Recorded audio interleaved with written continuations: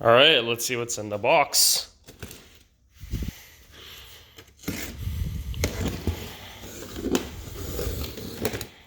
Damn, there they are.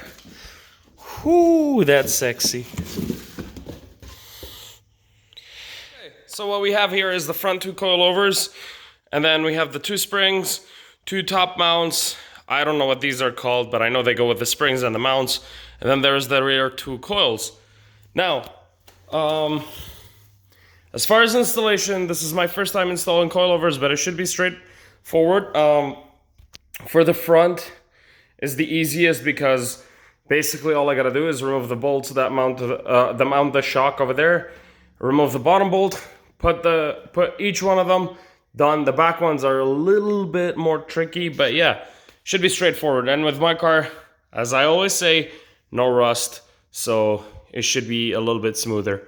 One more thing I'd like to do is to just measure out the distance between, the floor and my fender, just to make sure, for the wheel gap, and then just to measure from the floor to the carbon pieces, because this height with the spring, even though my shocks were blown, is comfortable because I don't usually scrape while I'm driving, but I mean, it's just safer. Sometimes I gotta go sideways most of the places. I don't care about slamming the car, I just care more of performance than, looks. But yeah. Okay, so this part will be funny for me if each side is one height, which I wouldn't honestly be surprised, because I'm not gonna be opening the shocks off the springs, but trust me guys, when I say they're blown, when I installed my lowering springs, the shocks, I would hold them, or the struts, I'd hold them up whatever that thing in the middle is, it would fall down, I'd flip them upside down and it would come back up. That's how bad they were, so they had to go. So basically guys, I measured the distances between the ground and the trims in the car. Basically from the ground to the carbon was 4 inches all around, and then the only thing that was a little bit off is the back right wheel well. It was just under 2 feet, so it's a little lower than the rest of them. I don't really care because all of those struts and the springs are going out, but we're going to be installing the coils and I'm going to try and have them as level as possible. But the car is going to go for alignment again this year anyway, so yeah. I'll show you guys one quick thing before I remove my wheels. This is how close my wheel to caliper is with the 3mm spacers. Yep. And it doesn't touch.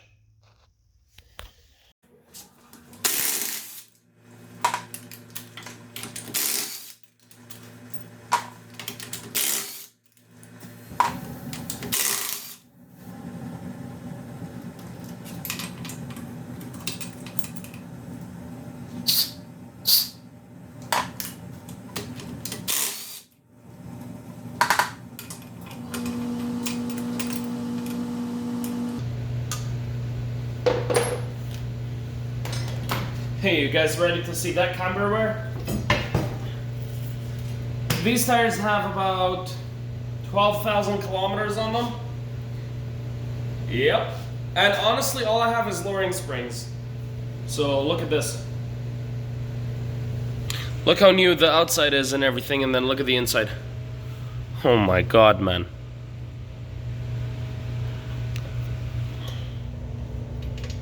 Okay, so next day here. I had to go out last night, but we'll start off by the bottom bolts because these are going to be the most annoying. So this one right here, 19 fits, not too snug, but doesn't really matter. Then it's a 21 on the other side. I'll go at it with the impact. Okay, here goes that one. Pretty easy because I changed my sway bar links last year. Okay, so the next thing you want to do is we're gonna put the jack right under the sway bar itself a little bit just to give us leverage. Then I will loosen the nut from here and then we can pull the sway bar easily, or the sway bar link, sorry.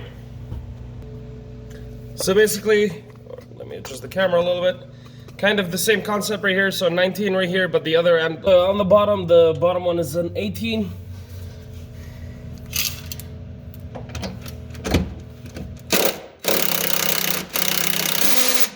Okay, I guess I'll do the rest of it by hand, or not really. Okay, what I meant to say is The wrench is 18 and the socket is 18. Ah, why doesn't it have to be easy anytime? Hello.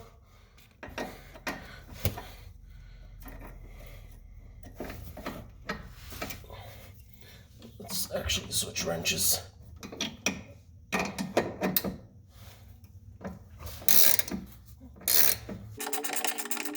Okay, so this one's out, the bottom one. We're just gonna keep the nut separated from the top one and gonna put it here.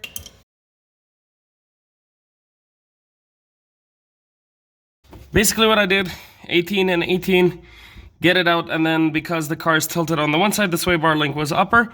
So what I did is put a breaker bar in between the control arm and the sway bar itself, just to lower the sway bar until the stud on the ball joint leveled up, and then I was just able to pull it by hand. And now we can pull the bottom one for the sway bar. The only thing left is remove the accessories right here, remove the top nuts on the shock, and that will come out. By the way, if you don't already know, do not remove this one. Okay, so this will be good for now. And all I gotta do is remove this bracket. What else do we got? So the bracket, gotta take this out. And then it's a 10, I believe. I think it's a 12 actually.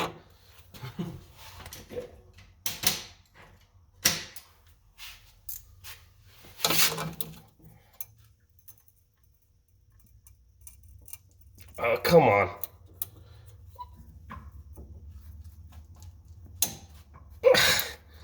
Nope, it's that tight. Now we tell it to say hello to my little friend.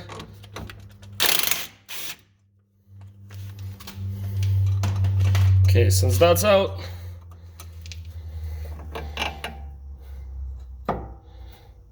come on. There we go. So basically, since that's out, see how I can move it free? All we have left to do is to get the top nuts out, and then she's out. So let me find my wrench.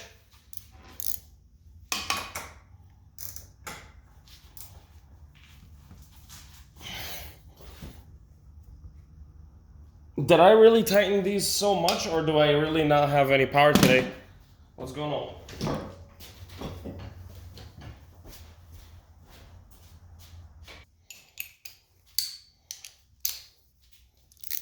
Okay, I'll get these off. Alright, so we got this figured. By the way, I did strip this nut. Somehow got the wrench on it straight, but I did strip it. It's just the way it's sitting right now, and I don't feel like removing the intake. So, and it's okay, I got a bunch of other ones. See that? You don't want to do that. Okay, let's get the rest off. Okay, so basically right now what you want to do is play with the shock to get it out. And it comes out, I believe. Oh, I forgot something really important. Let me show you guys. So there is this bracket right here that I just forgot to remove, which I'm gonna do that just now, and we'll see you guys in a second. Here's the bracket. Let's raise the shock up to get it over the tie rod. And one thing I did to kind of make my life easier is move the steering to the right, so I could access like one of the bolts with the impact. And surprise, surprise, that was the stripped one. So here comes the shock, and you guys get ready for the surprise. Okay, so here is the shock that's beat to hell. It has eBack springs on it, which was what my car is lowered on. I should have replaced these shocks when I installed those springs. So now we're gonna work into getting these up and sitting into there. I'll worry about the adjustment later, but oh, before I forget, this goes over.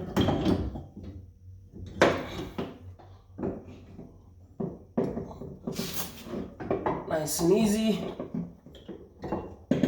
Here's an interesting thing. This doesn't line up. So I guess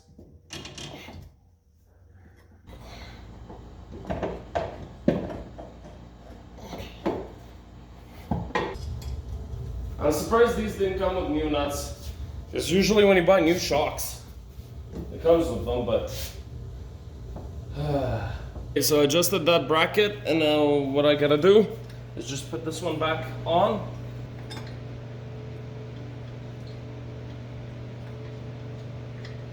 Actually, you know what I'm gonna do? I'm gonna tap, where is it? So here, let me get the camera. So, see where that bracket is?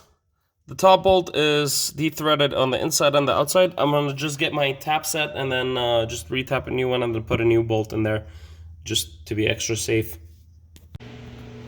Okay, so after a quick trip to the store, I did go grab me a new bolt and I did re-thread this, so let's see if this works.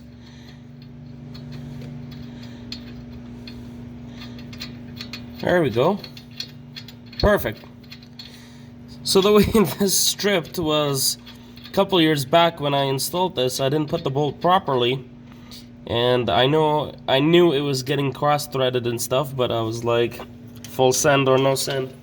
So I just went full agadagas on it, and then now it was just time to fix it. So yeah, this should do it.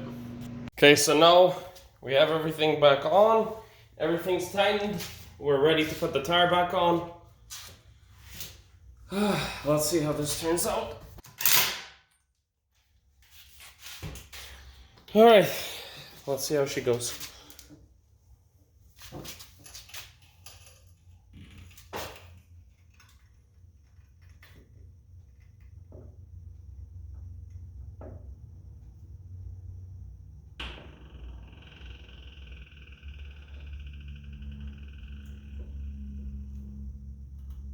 Whoo! No way!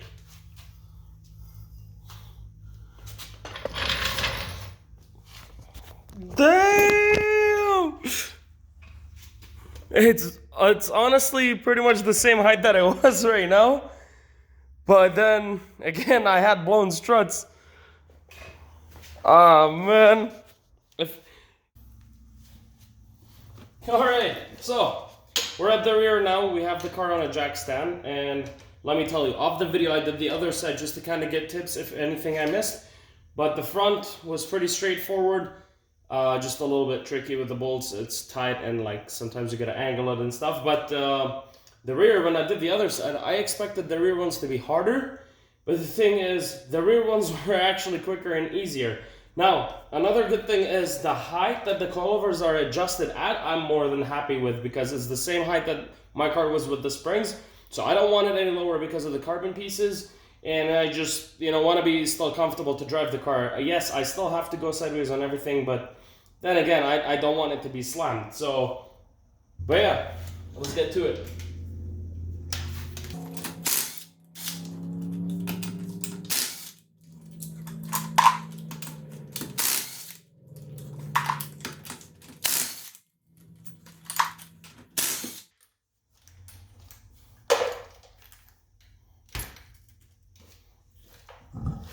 Oh yeah! Talk about having big tires. That's what 11 wide looks like in the back. So, let's put this right there. We'll be fine right here. Now, I'm gonna switch the camera so you guys can see what's happening. Basically, all we have to remove is this bolt and nut right here. It is, I believe, a 17 right there. And then an 18 nut or something like that. Basically impact right here, but I can't go all the way because of my diffuser. The impact's backing into that. But I'll put a wrench right here, impact right here, back it up, and then ratchet it the rest of the way. And basically, what I do to get the spring out is I put a breaker bar, just pull it down a little bit, and then this comes off. The other one, like the TN springs, they're shorter, so, or for the coilovers, so I don't have to pry it down. But be careful when you remove this bolt. I usually just put the jack underneath it, so that way the spring doesn't just like shoot out or whatever, so you'll see what I mean. And then as far as the strut itself, basically you don't have to put a wrench right here because this is, so yeah, like inside this is one piece with the strut itself. You just gotta remove this bolt, and then there is two 12mm right there. Like I said, there's barely any rust on my car, so like mine are a breeze. So this might be a little uncomfortable for me to work with. because the camera's right in front of me, but what I'm gonna do is basically get the jack right under the bucket. Just, I don't have to like lift it up, but just kind of support it. Where is it? There, that's more than enough, so it just doesn't shoot down. Yeah, this side's a 17 on the wrench.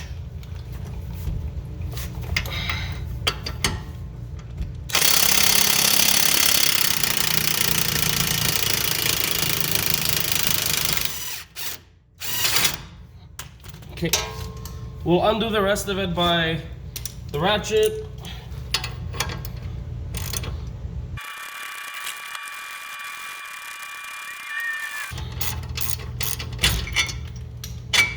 There we go. So this is out. Basically has a little bit of anti-seize in it, which is good. You saw how the spindle came up, or the knuckle, I mean. We're gonna put this aside, just make sure it doesn't get dirty. Not that it's a big deal. And then basically we're gonna lower the jack slowly and just to prove, see, be very careful. But now it's on its own. Let me get the breaker button and I'll show you how we get this out. So basically you want the, or any pry bar or whatever, to be honest, get this over here. There, springs out. I'm gonna put this back where it was. If I could see, there we go. So it goes in like that. And then there's this piece at the top that comes off. This one, because we're gonna put the coil one. So basically I don't need to use the breaker bar anymore. So what I found out is this piece right here, you put it up first. There's a groove for where the like spring and stuff sit. So it goes up like this, the flat part to the top, and there's clips that will hold it. It might be a little tricky. So basically from here it's pretty straightforward. The flat part of the spring goes with this. So it basically goes in like this. And then this, you know, goes on that top hockey puck looking thing. Huge hockey puck. But yeah, anyways, it sits like that. And just make sure when you line up the spring, this edge goes with that groove that's in the bottom, at the bottom rubber part. And then basically just put the jack to, like, jack it up and line everything up, put your bolts, and you're done with this. Before I get ahead of myself, I'm just gonna remove the shock itself. And so it's a 117 millimeter at the bottom, and then there is 2 12s at the top.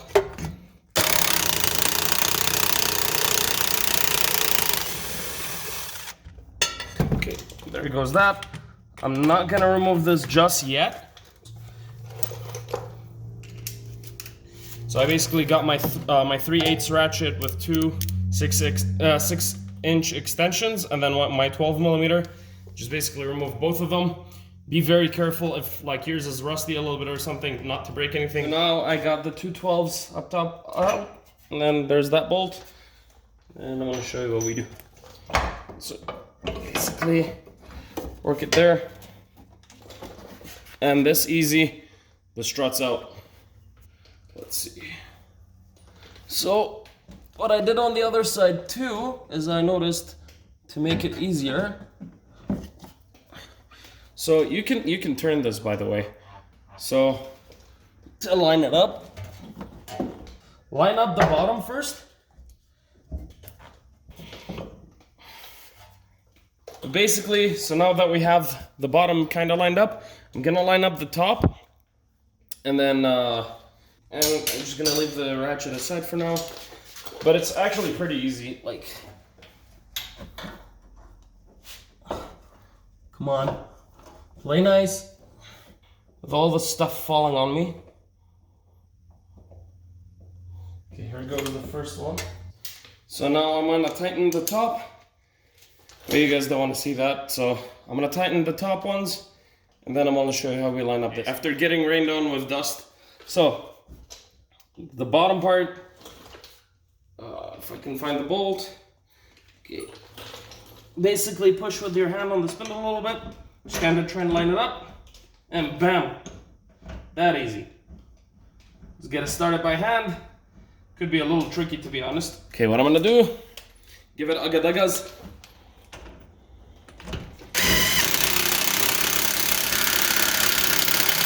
You don't want to go like too much on it, because it's happened to me before where this nut swells, broke off, and then yeah, that was not fun. But I mean, if it does, it's just a nut, so you could tighten it. But yeah, so as far as the coil or strut or whatever you want to name this, it's mounted. Now I'm gonna show you how we do the spring itself, which is very easy. Obviously the top part, the one like the black part, I put up there, and then all we gotta put the spring itself. So start with the bottom, it's much easier, trust me. Line up the spring with the rubber part. Okay, now this is on its own. You guys saw I didn't have to put any pressure.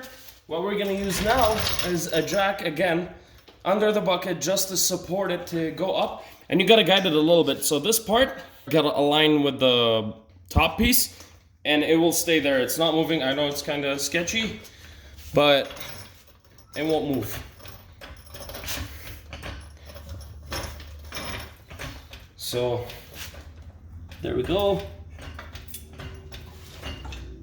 Oh, Jesus. Okay.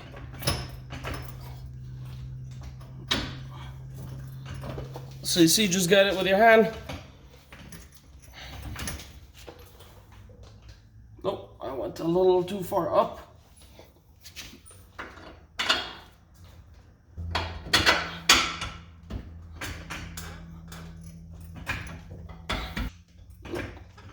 Come on. Where's the hammer? No hammer, we're just gonna use a ratchet.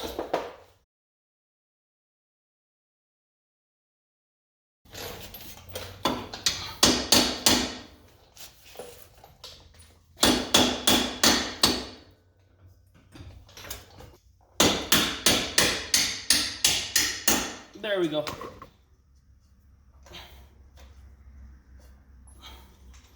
Just gonna clean up some of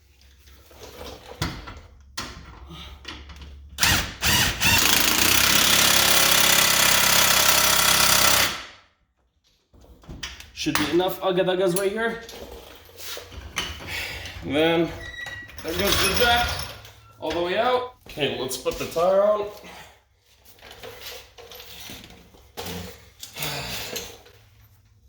Sockets flying everywhere. Okay. Make sure the centering hub ring is on there.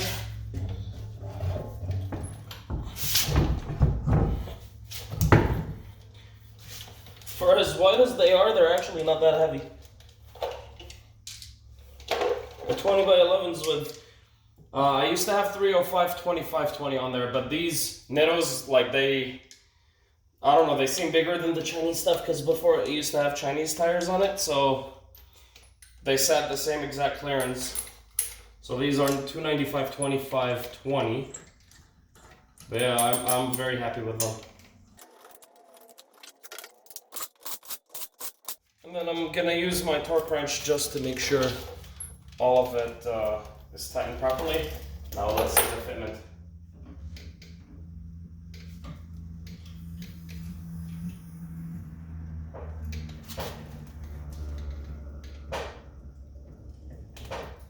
Damn! Whew! I think they tucked in a little more than they used to. Holy, look at that, guys. This is beautiful. I love it. I'm absolutely in love with it. And I already tried to press down the car and it's actually super stiff. Let me show you guys. Like, it doesn't move. So there you guys have it. There's the G37 with teen coilovers installed on it. They're the Flex Z. I'm absolutely in love with it. I didn't even have to adjust anything in them. This was just the height that they were pre-adjusted to, and I'm very happy with it. I did measure all four corners. They're all 100% the same, and I'm very happy with that because it's very similar to the height I had it before with the springs, But even though I had worn out shocks, so it was sitting a little bit lower. But then, you know what? I adjusted the stiffness on the back ones to make it actually stiff because that's what I wanted. The front ones, I just gotta drive the car just to see how I like it with the stiffness that it is right now. If I like it, I'll keep it as it is. If not, I could just pop the hood and, you know, adjust the stiffness right there. But other than that, the installation was actually easier than I expected. But yeah.